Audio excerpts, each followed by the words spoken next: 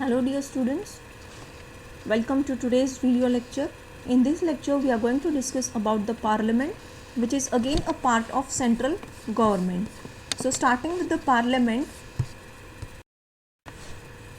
we have to see the various contents. So what are the contents which we are going to discuss today are parliament, organization of parliament, composition of two houses, duration of two houses, membership of parliament, sessions of the parliament, joint sitting of two houses, and budget in the parliament. So we'll start with president. What exactly is meant by the president? So see, the president of India is a supreme legislative body of the Republic of India. It's a bicameral legislature which is composed of three sections. Okay, it's a president and the two houses. Which are the two houses? We know it's a Lok Sabha and the Rajya Sabha.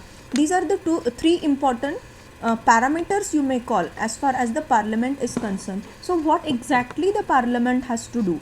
So see, in the modern politics and the history, the parliament is a legislative body, okay, and which has three functions, okay, which is basically used for representing the electorate, making laws, and overseeing the government via hearings and the inquiries.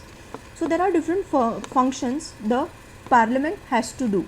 It has to include forming of government from among its members. So from depending on number of members it has to form the government, okay. Making new laws, it is responsible for making new laws. It has ability to update the old laws. It has ability to hold the government on account of its policies and the different actions, okay. So basically this parliament, it works on three important aspects where president, Lok Sabha and Rajya Sabha plays a very important role. So the parliament is the legislative organ of the union government. It occupies a preeminent and the central position in the Indian democratic political system due to the adoption of parliamentary form of government, which is also called as Westminster model of government. Specifically, it is mentioned in article number 79 to 122 in part 5 of Constitution of India, which deals with the organization, composition, duration, officers, procedures, privileges, powers and so on of the parliament. So as far as organization of parliament is concerned, okay, how exactly it is being organized, okay. So as I already told you, it consists of three main parts: the president, the Lok Sabha and the Rajya Sabha. So under the constitution, the parliament of India consists of three parts as discussed, okay. So basically in the year 1954, these were the Hindi names, Lok Sabha and the Rajya Sabha, were adopted by the Council of States and the House of People respectively. So the Rajya Sabha is basically the upper house. You may also call it as a second chamber or house of elders, and the Lok Sabha is the lower house, or you may call it as a first chamber or a popular house. The former represents the states and union territories of Indian Union, while the latter represents the people of India as a whole, okay. So though the president of India is not a member of either house of parliament and does not sit in the parliament to attend its meeting, he is an integral part of the parliament. This is because a bill passed by both the houses of parliament cannot become law without the president's assessment. He has to do the assessment for the bills. He also performs certain functions relating to the proceedings of the parliament. For example, the president is having the right to summon and summon both of the houses, dissolve the Lok Sabha, address both the houses depending on the requirements, issues ordinance when they are not in session and so on. So all these things are there in the hand of president. So the composition of two houses, how actually the two houses are being composited, we'll see in this part. So the maximum strength of Rajya Sabha is fixed to 250. So amongst this 250, there are 238 representatives of various states of India and union territories elected indirectly, and there are 12 who are being nominated by the president. At present, the Rajya Sabha has 245 members. Out of this, 229 members represents the state and there are 4 members who are representing the union territories, and the 12 members will be nominated by the president. So here also you can see the president is having the right to nominate the 12 members. Composition of Lok Sabha. So the maximum strength of Lok Sabha is fixed at 552, that is 552. Out of this, 530 members are to be the representatives of the state, and there are 20 members are to be the representatives of the union territories, and there are 2 members which are to be nominated by the president from the Anglo-Indian community. At present, the Lok Sabha is having 545 members. Of this, there are 530 members which are present from the represent the state.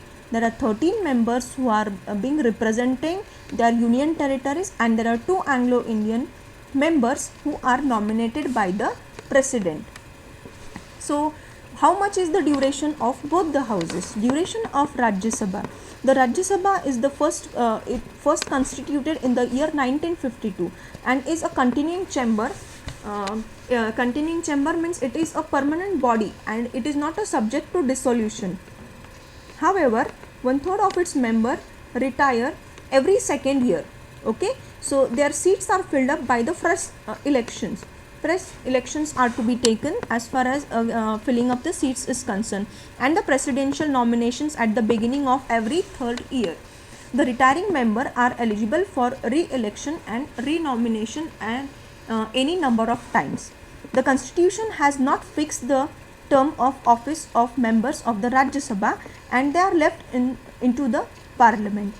Accordingly, the parliament is the representative of the people act in the year 1951, which is then provided then the term of office of a member of a Rajya Sabha shall be of 6 years.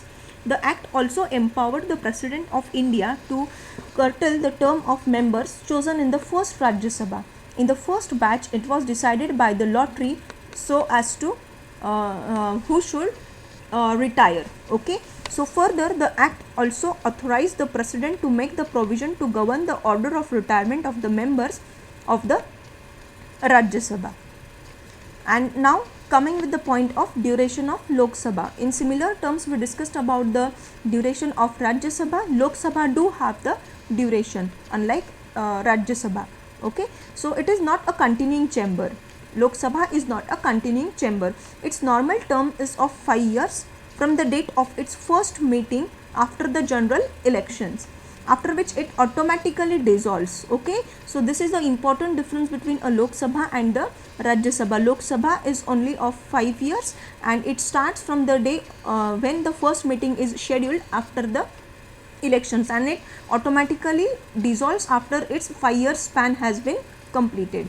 However, the president is authorized to dissolve the Lok Sabha at any time even before the completion of 5 years, and this cannot be challenged in court of law. See how much priority and importance the president is having.